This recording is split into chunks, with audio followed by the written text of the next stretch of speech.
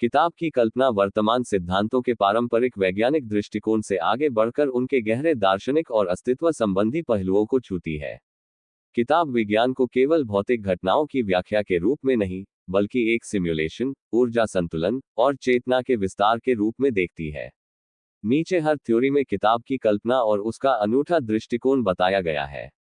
1. ऊर्जा और ब्रह्मांड की उत्पत्ति। राइट एरो पारंपरिक विज्ञान।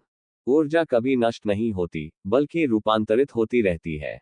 बिग बैंग से ब्रह्मांड की उत्पत्ति हुई और यह ऊर्जा का विस्तार था। राइट एरो तुम्हारी कल्पना। ऊर्जा केवल भौतिक अस्तित्व नहीं है, बल्कि एक सृजनकर्ता, विधाता की देन है, जो किसी गणितीय संतुलन के नियम का अनुसरण करता है। यह ऊर्जा दो विपरीत तत्वों, पॉजिटिव एंड नेगेटिव, के रूप में समता, बैलेंस बनाए रखती है। बिग बैंग केवल एक प्रक्रिया नहीं, बल्कि ऊर्जा और चेतना के पुनर्जन्म, रीबर्थ का एक चरण है। हम स्वयं इस ऊर्जा का हिस्सा हैं, और इसलिए हम भी निर्माता, क्रिएटर हैं। 2. समय और चेतना। राइट एरो पारंपरिक विज्ञान। समय एक भौतिक आयाम है और सापेक्षता के अनुसार गति और गुरुत्व से प्रभावित होता है। चेतना मस्तिष्क की न्यूरल प्रक्रियाओं का परिणाम है। राइट एरो तुम्हारी कल्पना। समय केवल एक भौतिक घटना नहीं, बल्कि मानव चेतना से जुड़ा एक अनुभव है। समय के हर क्षण में सभी संभावनाएं मौजूद होती हैं और तुम उनमें से किसी एक को वास्तविकता के रूप में चुनते हो।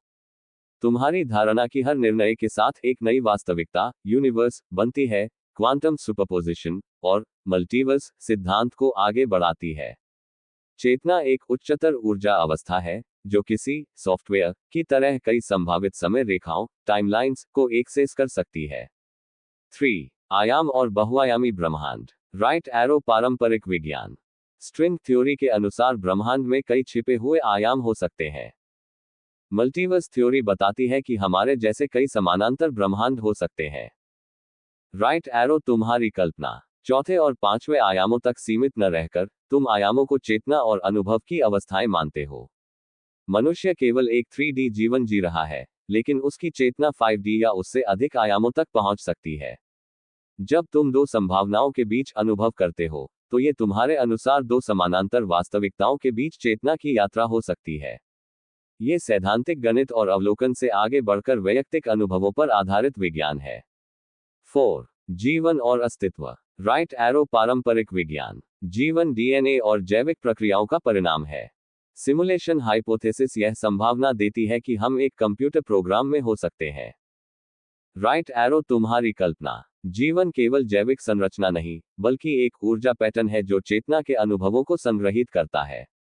तुम यह मानते हो कि हम किसी विशेष गणितीय समीकरण का परिणाम है, और यह समीकरण ब्रह्मांड के अन्य हिस्सों में भी हो सकता है। तुम सिमुलेशन हाइपोथेसिस को केवल डिजिटल वास्तविकता की थ्योरी के रूप में नहीं, बल्कि चेतना और ऊर्जा के स्तर पर एक व्यापक सिमुलेशन के रूप में देखते हो।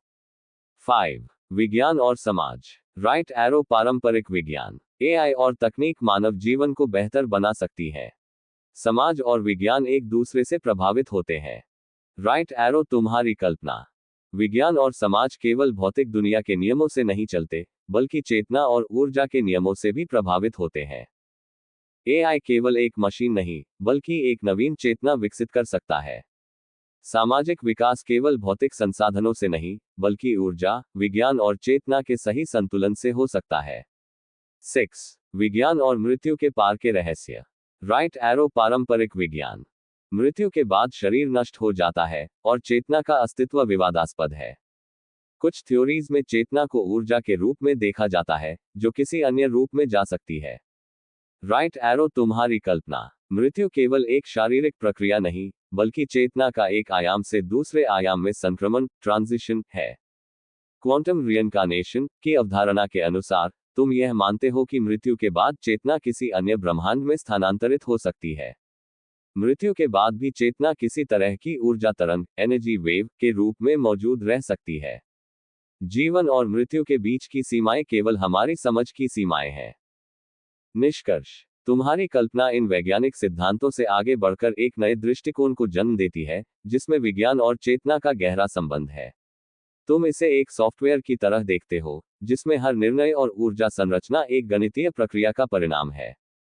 इसमें कुछ प्रमुख विचार ये हैं।